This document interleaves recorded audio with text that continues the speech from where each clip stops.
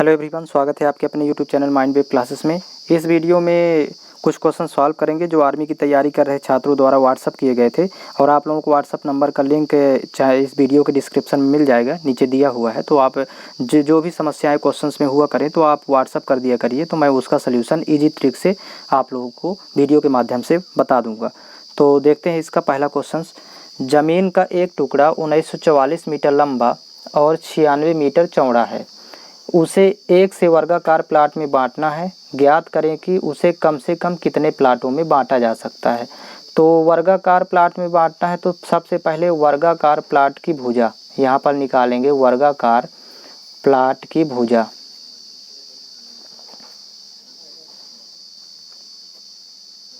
तो देखिएगा 1944 और 96 का HCF, इन दोनों का महत्तम समापवर्तक के बराबर होगा। तो दोनों का HCF आएगा 24। आप महत्तम निकाल लीजिएगा, 24 मीटर आएगा।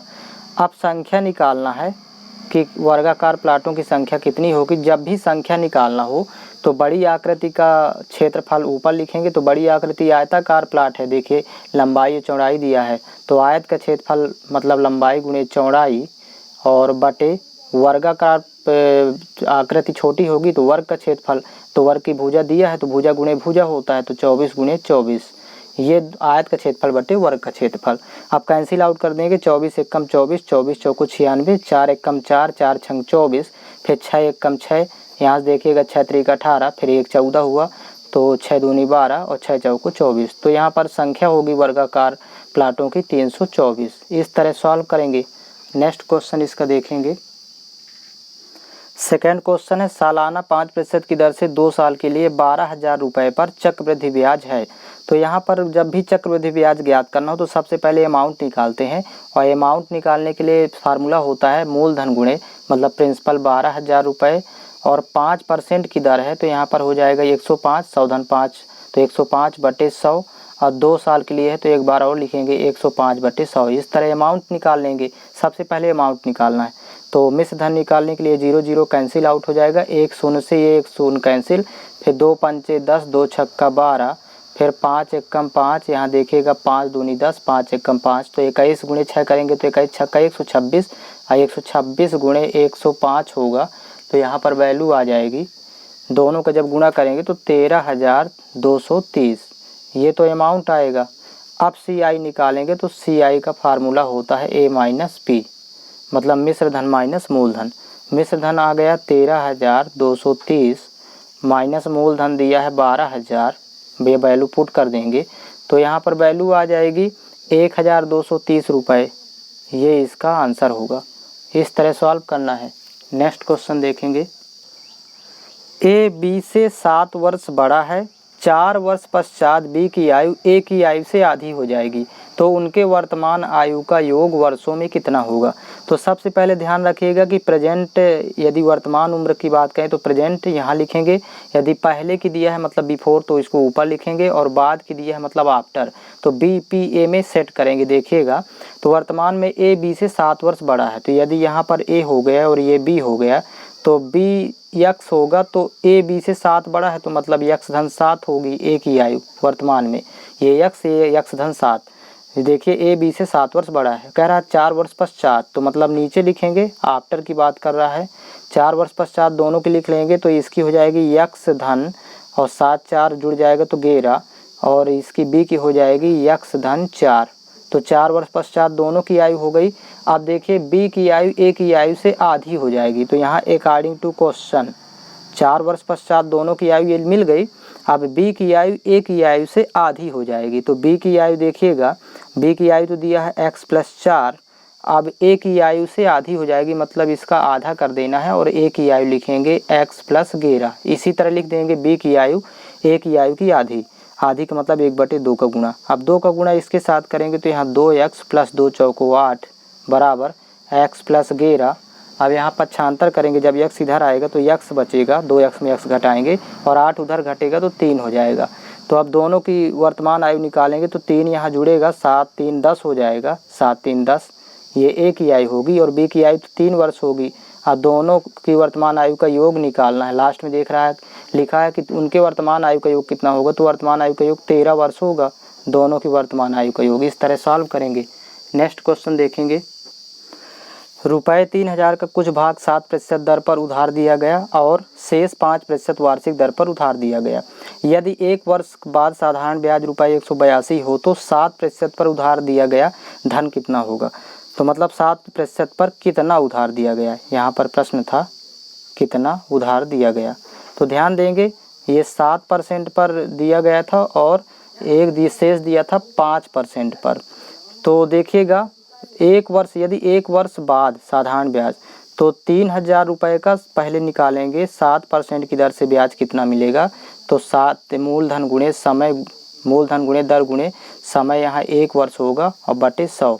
तो यहाँ देखिएगा यहाँ पर ब्याज हो जाएगा 3 सते 21 210, मतलब इस कंडीशन पर ब्याज प्राप्त हुआ 210।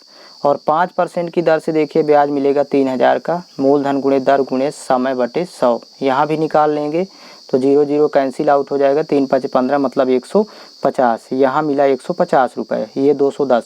और यहाँ 1 साल बाद ये प्रश्न में दिया है 182 रुपये मिलता है, तो इसको बीच में लिखेंगे। अब यहाँ तिर्यक घटाएंगे तो ये 7% और 5% की राशि का अनुपात आ जाएगा, जितना जितना दिया था।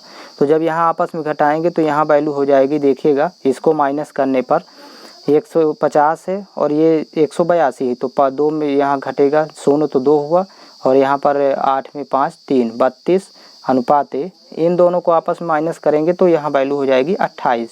अब कैंसिल आउट करेंगे, 4 सते 28 4 अठे 32, तो 8 अनुपात 7 का अनुपात बनेगा।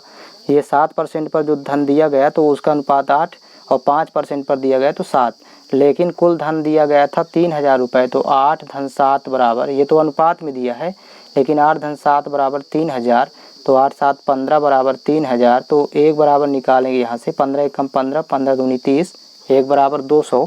जब 1 बराबर 200 तो पूछ रहा है कि 7% पर कितना दिया गया था, तो 7% पर अनुपात में दिया है 8, तो 8 बराबर निकालेंगे तो 8 गुने 200 कर देंगे, तो 8 दूनी 16, यहाँ 1600, ये यही इसका सल्यूशन होगा 1600 रुपये। और इसमें यदि 5% पर पूछता तो ये 7 अनुपात की वैल्यू निकाल लेते। नेक्स्ट क्वेश्चन देखेंगे।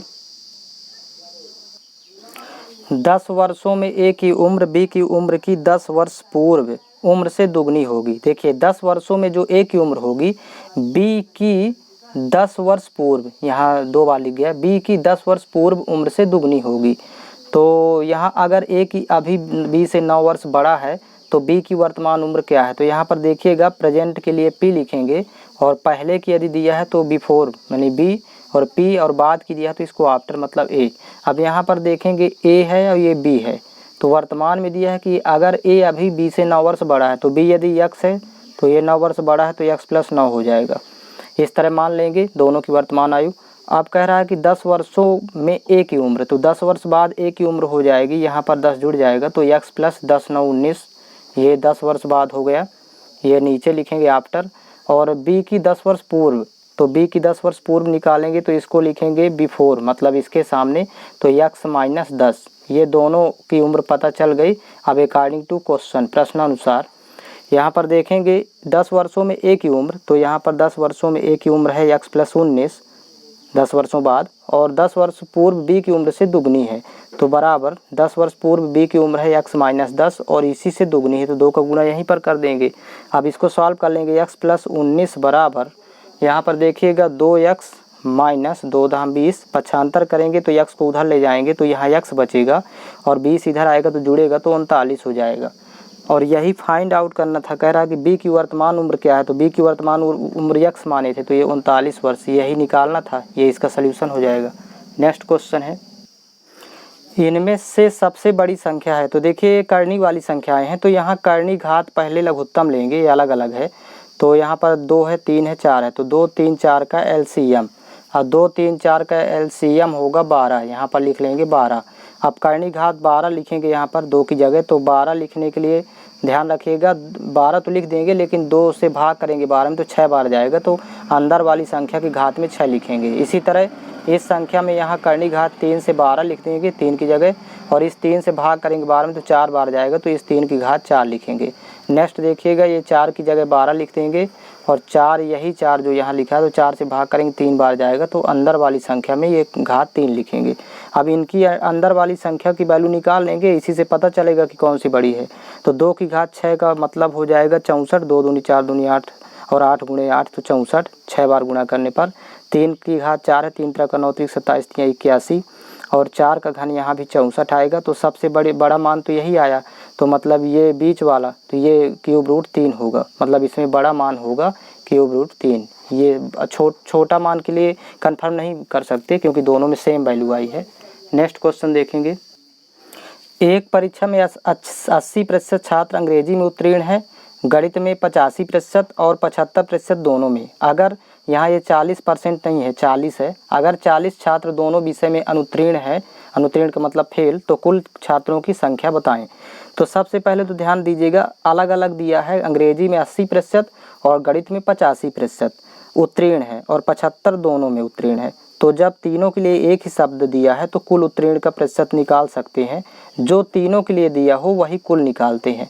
और इसका निकालने का तरीका ये होता है कि अलग अलग को जोड़ के, ये जो अलग अलग वैल्यू दी है 80 और 85, इसको जोड़ के माइनस कर देंगे कॉमन वाली वैल्यू, मतलब 75।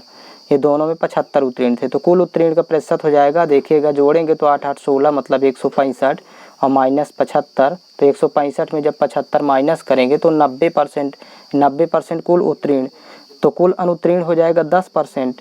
और ये 10% वैल्यू दिया है, देखिएगा प्रश्न में, अगर 40 छात्र दोनों विषयों में अनुत्तीर्ण हो तो 10% बराबर 40, तो 1% की वैल्यू हो जाएगी 4। तो कुल छात्रों की संख्या 100% होती है परीक्षा में, तो 100% की निकालना, तो 100 गुणे 4 करेंगे तो आंसर हो जाएगा 400। इस तरह सॉल्व करेंगे। नेक्स्ट क्वेश्चन इसका देखेंगे। 6.46 का आंशिक रूप क्या है? आंशिक रूप का मतलब इसको भिन्न में कन्वर्ट करना, तो 6.46 बटे दशमलव रिमूव करेंगे तो 2 अंक है तो 2 शून्य आ जाएंगे, तो यही 646 बटे 100। अब इसी को और कन्वर्ट कर सकते हैं कैंसिल आउट करने पर, लेकिन इसका यही आंसर होगा। अब आप लोगों के लिए व्हाट्सअप नंबर ये लिख लीजिए 79 87 90 17 96, ये व्हाट्सअप नंबर है। इसमें आप लोगों को जो भी प्रॉब्लम हुआ करे क्वेश्चंस में तो आप सेंड कर दिया करिए, तो उसका इजी ट्रिक से सल्यूशन आप लोगों को मिल जाएगा। और वीडियो के डिस्क्रिप्शन में भी लिंक दिया रहेगा इसका व्हाट्सअप नंबर का, तो आप वहां से भी प्राप्त कर सकते हैं।